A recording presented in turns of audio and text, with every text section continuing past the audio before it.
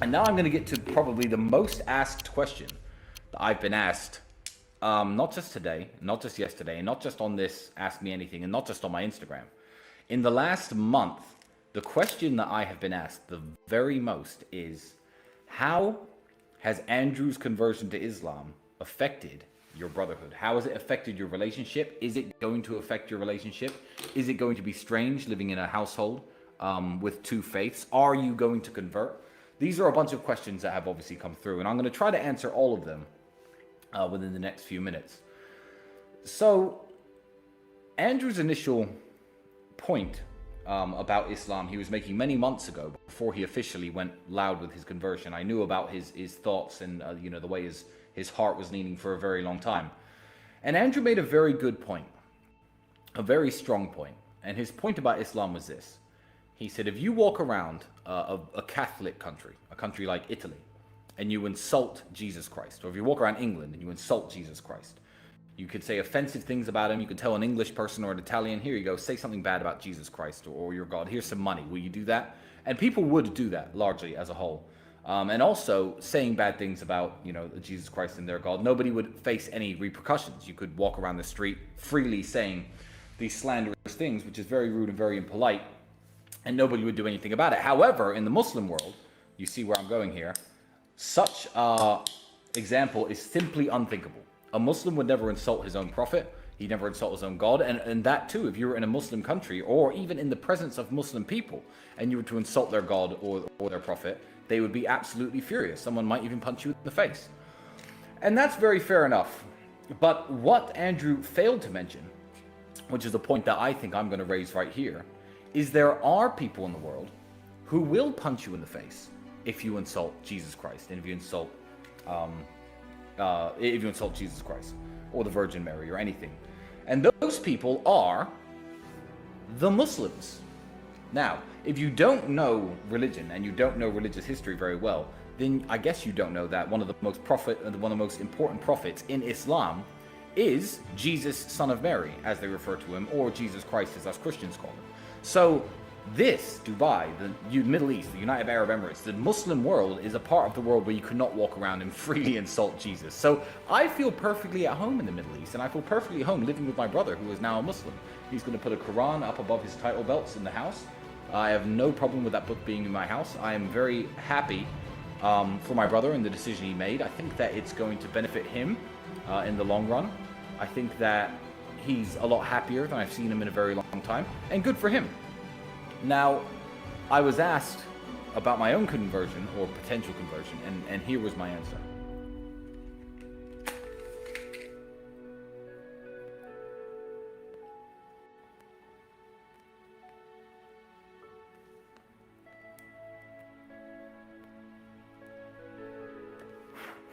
My answer was very simple.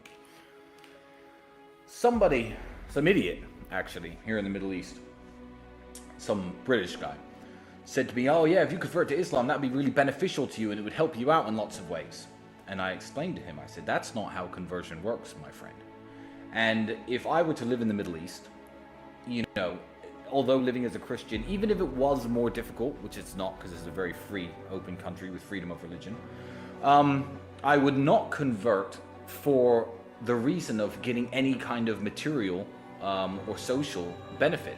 I don't think that's how conversion works. I don't even think you choose to convert, no more than you choose to believe that the sky is blue or that the ocean's filled with water. I believe that conversion is something that happens to you.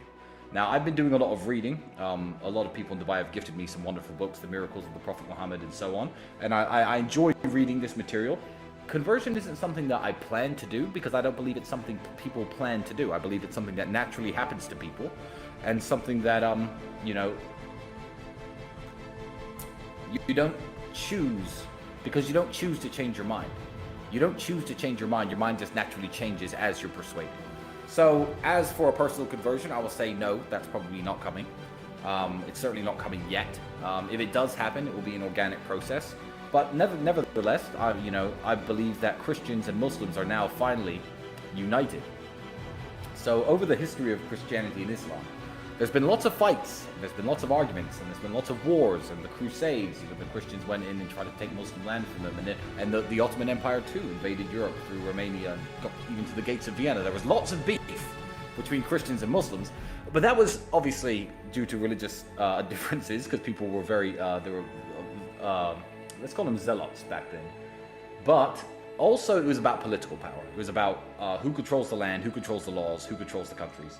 I believe that Christianity and Islam are now closer linked than ever before.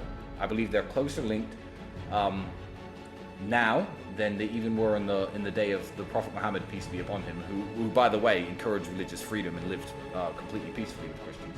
I believe today we are united by a common enemy. I think that the evil actions of what's happening in the world, the degeneracy, the perversions, the horrible things that we see every single day on our TV screens, the atrocities committed in the name of all sorts of nonsense, even reproductive freedom, the millions and millions of babies being aborted every single day.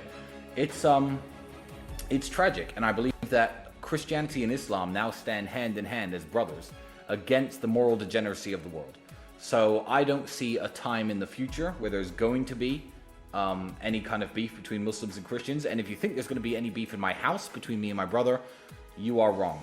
So I think that covers the Andrew Muslim countries. The Andrew Muslim questions, because as you can imagine, I've had about 100 billion of those. And this is a topic, another question that I got. Shout out to Maury Zaidon on Instagram, which is not really related to Islam, but more related to the culture of the Middle East. And it was about the World Cup. And because we're not on YouTube, because we are on Rumble, I can happily talk about such topics in a nice, polite, and entertaining way without risks of being banned. So people said, Tristan, I wonder if I can bring up the things happening at the World Cup and your take on it. I feel that the West have made football political nowadays. I love you guys. Now, thank you for the question. That's a very, very interesting question. My opinion on it is actually very simple. People, when they come to countries, and I will say the same about the United Kingdom and the United States, or any country in the world, need to respect the country's culture, the country's principles, the country's laws. If you go to Singapore, you're not allowed to have chewing gum, for example. Chewing gum is illegal. They don't like the way it sticks to the streets. It makes garbage cleanup more difficult. They've made chewing gum illegal. Now, I can say, oh, well, we chew gum in my country. I'm going to go over to Singapore and chew gum. Good. I hope they throw me in jail. And I hope they throw any people like that in jail who are openly disrespecting the laws and rules of a country. The West, you have to understand, is not a moral superpower. They are not the kings of morality who set in stone the laws of the universe and tell every single country, you are immoral, you are not immoral, you are just, you are unjust. The crimes that the West commits, from the proxy wars even being fought right now in certain countries that I won't mention for the sake of not bringing that topic up, to the open invasions and murder and genocide of tens of thousands of people, the crimes that the West commits certainly disqualify it from being the moral high ground of the world. So when English people, German people, and American people try to get high and mighty on a place like Qatar and say, oh, well, I'm not allowed to wear rainbow flag t-shirts and rainbow flag armbands and rainbow colored hair and rainbow flag pants. I'm not allowed to do that. Why aren't I allowed to do that in Qatar? Why can't I come to your football stadiums and wear all these rainbow colored flags? The thing is about this, in the Middle East, privacy is very, very respected. There are lots of gay people who live in Dubai. There's lots of gay people who live all throughout the Middle East, and they go to their houses behind their closed doors, and their business is their business. And people have been living like this for a very long time. I believe that if you are trying to wear a rainbow t-shirt to a Qatari stadium, you are openly provoking the Qatari people. And the Qatari people have the right to tell you to go home and to change your t-shirt. Because if all you have is rainbow t-shirts, if every day you wear rainbow t-shirts. If you have a rainbow, if your face is tattooed with a rainbow, and you got that rainbow tattoo 30 years ago because you like the story of Noah's Ark and the rainbow being a symbol of God's covenant with man, I'm sure they'd be more accepting. If rainbow flag colored t-shirts were all that the British wore, or all that the Germans wore, if it was the fashion in England and Germany to wear these things, but it's not. Nobody ever wears these things. So when you're doing it at their stadiums and trying to get into their stadiums and get to their football games and get seen on TV with your rainbow colored flag, it's a virtue signal in the most ugly and promiscuous and exorbitant way. You should not be doing that to the Qatari people, and you are an idiot for putting them in the position for having to tell you to go home and change your shirt. So I believe that it is open provocation on the culture of Qatar. I believe that if you have the intention of coming to Qatar and trying to virtue signal in this way, don't. Stay at home, watch the football games at home, wear your rainbow t-shirt at home. It's no problem. I don't understand why you try to do this to another country and another country's culture. In exactly the same way that English people get mad when protesters who were against the British Armed Forces some years ago were setting fire to poppies in the city center. If you buy a poppy in the city center, the World War I memorial decoration, the small red flower, for those of you who don't know what that is, and you go home and light it on fire, no one's going to arrest you and no one's going to care. But when you openly provoke the English people in that way, they have the right to protest and get mad at you and throw you in jail. But the English people don't do that, of course, because England's too soft. But yeah, don't go to Qatar and provoke them, and don't think that your countries are the arbitrators of what is moral and what is not, because the behavior of the Western countries, especially throughout the last 40 or 50 years, has been some of the most disgusting and some of the most immoral behavior anywhere on the face of the planet. So these people aren't the boss. So take the t-shirt off and go home.